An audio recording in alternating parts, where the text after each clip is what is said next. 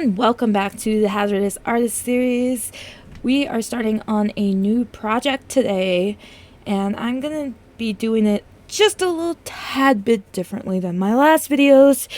So I'm going to show you how I do my sketches. This is not an educational video or tutorial. I'm just showing you step by step how I do my sketches on the program that I use on Clip Studio. So I just always go with a light colored pencil, or I'm using an ink pen because I can, and normally it is the turn-up pen because I have the stability down, and then I use the mapping pen for the inking process because I can turn the stability up. I have shaky hands, so I like my lines to be clean. So the first thing that I do is that I draw lines and shapes, just basic lines and basic shapes. I kind of try to get everything down. So I'm using a post reference from a DeviantArt user named Adorka Stock. She's a wonderful, wonderful person to go to for poses. You can get lots and lots of free poses to reference from, and all she asks is that you give her credit for the reference, which is great. I specifically picked this photo because it shows contour lines against the body, and she has photos of both suits where she wears them with contour lines and without, and she has many other people on her team with different body shapes and sizes, and from short to tall, from skinny to bigger. So she's a fantastic place to go to, Dorka Stock on DeviantArt. So what I'm doing here is that I'm picking out angles, and the reason why I do this is because it's easier for my brain to visualize how the angles work against the body. When I took a figure drawing class, we were taught to do it differently. We were taught to do it by size against the body. So it would be the differences, how long is one leg versus the rest of the body, and you would go from there. But my brain cannot visualize that, so I tend to go with angles. So like, what's the angle from the right side of the forehead to the shoulder is, and that's how I work things out. Here I'm using a different color because as soon as I finish my basic lines and angles and how the body moves, I'll switch over to a different color to add a little bit more detail, like face shape, head shape, angle of the neck, angle of the shoulders, angle of the arms, etc. I do this because if I make a mistake on one layer, because they're separate layers, if I make a mistake on either the layer with the basic shapes or the layer of the minor details that I'm adding with the green color, then I can go back and erase it and adjust it as I see fit.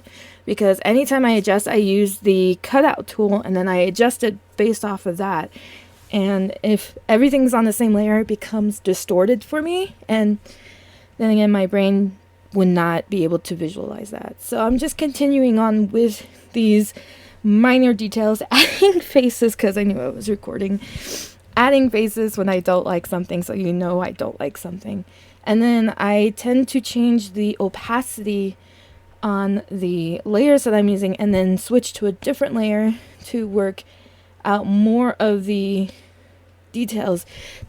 Again, choosing a different color because it's easier for me to actually see what's going on each layer. So I'm just adding more details to the sketch that I like pretty much. And it's really no different from the green colors, except that I'm adding more contour lines, and I'm looking at angles and shapes. And here I'm actually adding the fingers in, which hands are difficult as is without a reference, and even with the reference it's quite difficult to say the least. I hate it. I don't like it. I will spend hours just on hands sometimes, even with the reference. But it's the same thing. Even when I'm doing hands, I'm still looking at the angles of the fingers. I'm looking at the angle of the top of the hand. I'm looking at the angle of the thumb, and then, in the beginning, I'm looking at the general shape. So what I just did there is that the third blue outline is my basic outline. And then now I'm going into more of the deeper details. So I'm adding the eyeballs here. I'm adding the mouth, which recently I've been having issues with the mouth. And it's hard. Sometimes it is hard. There's certain expressions that are difficult for me to visualize. And it's troublesome, but with practice, it gets better over time. So angles matter. So does size. Size absolutely matters. And location.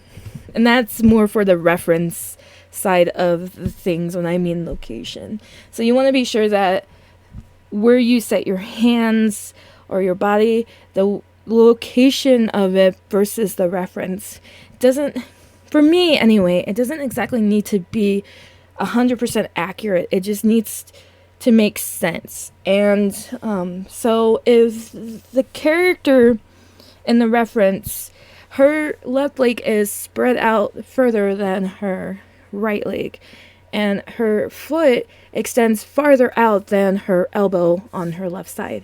And that's important to know because that gives balance to your character. So if you have her left foot closer inward to her body, she's going to look off balance. And that's what I mean when I say that location matters, because you have to have that balance. So now what I'm doing is I'm adding the final dark sketch. And I usually use black because black pops out way better. My background is also not a white or a gray. It's more of a deep reddish tan. So I can see lighter colors pouncing out and my darker colors don't exactly blend in, which is why I use it. So faces again. Hands are so difficult. But I always do square shapes for the fingers at first. And I've actually learned now to actually make them pointy rather than square, because for some reason my brain likes that and can actually do that particular angle or the sizes of the fingers better if the fingers are pointed rather than squared off when I'm sketching anyway. So this is me struggling with the mouth, of course, and then I'm just adding in the details of her body without actually adding the contour lines that I've actually added in the previous layers of the sketch. I have added extra contour lines, especially in the leg, because that's really important to know where the leg actually attaches to the rest of the body. And it also helps if your character has clothing, like especially tight clothing. You want to be able to show that crease. So that's another reason why I add contour lines of that varying degree. Mouths, man, they're so hard to me lately. I think it's the teeth. It's definitely got to be the teeth, always. So I'm just gonna go with a simple grin. And I'm not really sure if I'm gonna finish this particular sketch or not, but I just wanted to show you all how I do my sketches because it is a trip. And this sketch didn't really take me too terribly long, about half an hour. My sketches don't take me too long. It's the inking process and the coloring that take me the most amount of time.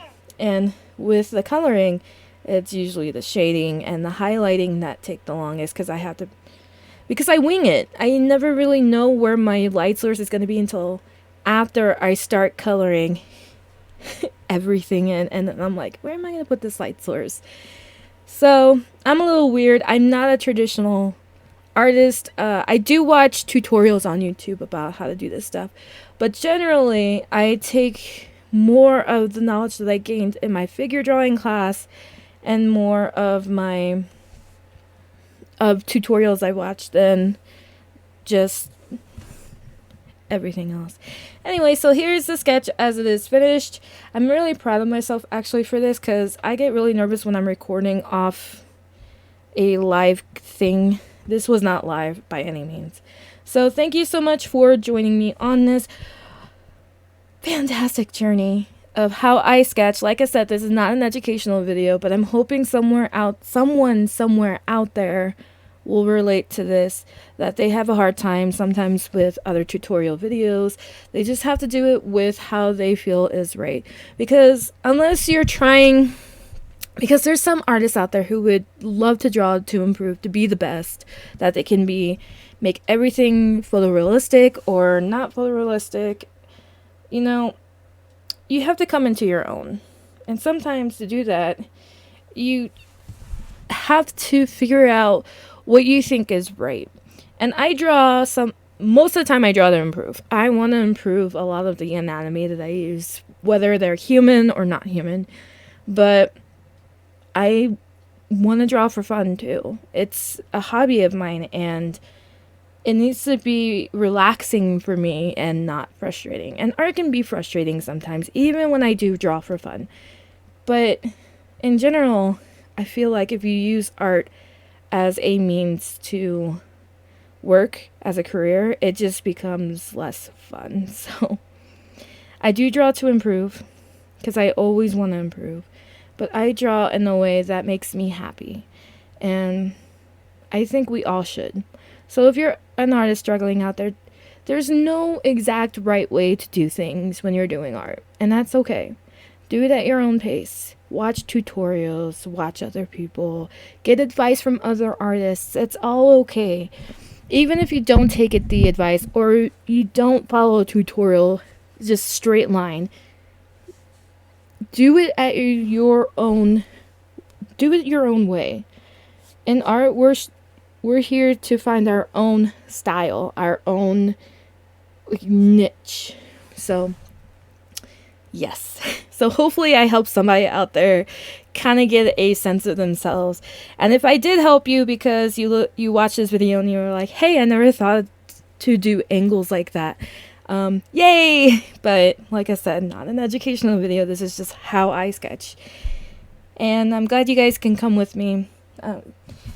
So I'll see you guys not next week, but the week after with a new Hazardous Artist video. It may be like another one of these videos, so stay tuned. You never know what's gonna happen. And I may or may not finish this piece. I haven't decided.